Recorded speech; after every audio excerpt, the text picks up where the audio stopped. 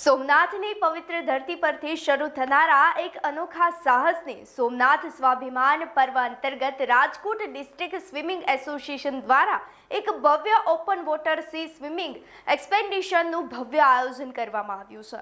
સોમનાથ મહાદેવના આશીર્વાદ સાથે શરૂ થનાર આ ભવ્ય અભિયાનમાં સ્વિમર્સ અને કાયાકર્સ 150 કિલોમીટર લાંબો દરિયો કાપશે। આ માત્ર એક રમત નહીં પરંતુ દેશ પ્રેમ અને દરિયાઈ સ્વચ્છતાનો સંદેશ આપતું એક મહા અભિયાન છે। નમસ્કાર, આપ જોઈ રહ્યા છો ન્યૂ ભારત ન્યૂઝ અને હું છું આપની સાથે વલ્લરી વ્યાસ। સોમનાથના સાનિધ્યમાં 21 ફેબ્રુઆરીથી 2 માર્ચ દરમિયાન એક ઐતિહાસિક દરિયાઈ સફર શરૂ થવા જઈ રહી છે। રાજકોટ ડિસ્ટ્રિક્ટ સ્વિમિંગ એસોસિએશન દ્વારા આયોજિત 150 કિલોમીટર લાંબા open water C swimming kayaking અભિયાનનો મુખ્ય ઉદ્દેશ્ય યુવાનોમાં સાહસિકતા અને દેશપ્રેમની ભાવના જગાડવાનો છે।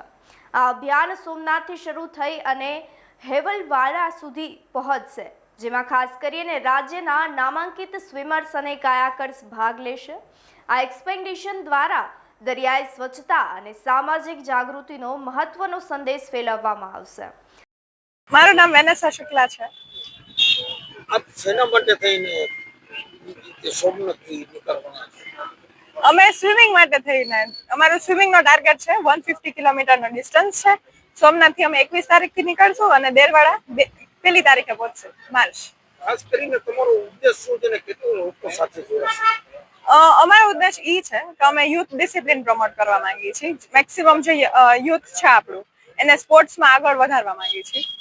સેકન્ડલી અમે ટુરિઝમ ડેવલપ કરવા માંગીએ છીએ। અમે આ એક્સપેડિશન કરશું તેમાં સોમનાથથી ચાલુ કરશું અને દેરવાડા સુધીમાં જેટલા બી વચ્ચે ટાઉન હશે, જેમ કે આપણે મૂળ દ્વારકા છે, સૂત્રાપાડા છે, તો ત્યાં અમે ટુરિઝમ ડેવલપ કરવા માંગીએ છીએ। એનાથી ઇકોનોમી બી સુધરશે આપણા દેશની।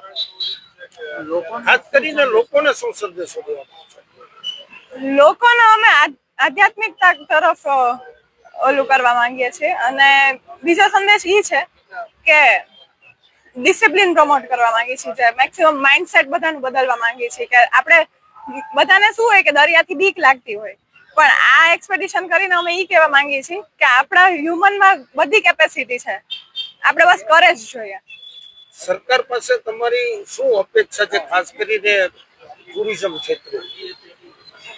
ટુરિઝમ ક્ષેત્રે એ અપેક્ષા છે કે અમે એક્સપ્લોર કરશું આ બધા બીચ એરિયા, તો ત્યાં ટુરિઝમ એક્સપ્લોર કરશું તો એ આપણે જેમ કે દીવ છે બહુ ફેમસ બીચ છે, એવી રીતના આ બધા જે બી એરિયા છે ત્યાં એવી રીતનું ટુરિઝમ આવે, લોકો આકર્ષિત થાય, એ અમે મેઇન તો અમારો મોટિવ છે। ખાસ કરીને કેટલા સમયથી તૈયારી કરી રહ્યા છો? અમે આની તૈયારી 6 મહિનાથી કરી રહ્યા છીએ। ડેઈલીનું અમારું 4 hours સ્વિમિંગ હોય અને વીકેન્ડ્સના અમે દરિયામાં પ્રેક્ટિસ કરવા જઈએ, ત્યાંય 15 કિલોમીટર 20 કિલોમીટરનું સેશન હોય છે। અને એવું સ્વિમિંગ કરશો તમે તો તેના માટે સેફટી બાબતની કેવી વ્યવસ્થા?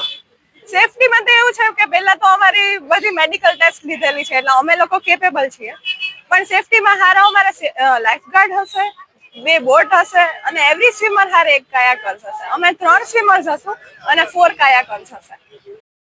સુરક્ષાની દ્રષ્ટિએ તમામ લાઈફ સેવિંગ ઇક્વિપમેન્ટ અને સેફટી મેઝર્સ સાથે આ આયોજન કરવામાં આવ્યું છે। સમાચારો પર અમારી સતત નજર ટકેલી છે। આપ જોતા રહો ન્યૂ ભારત ન્યૂઝ।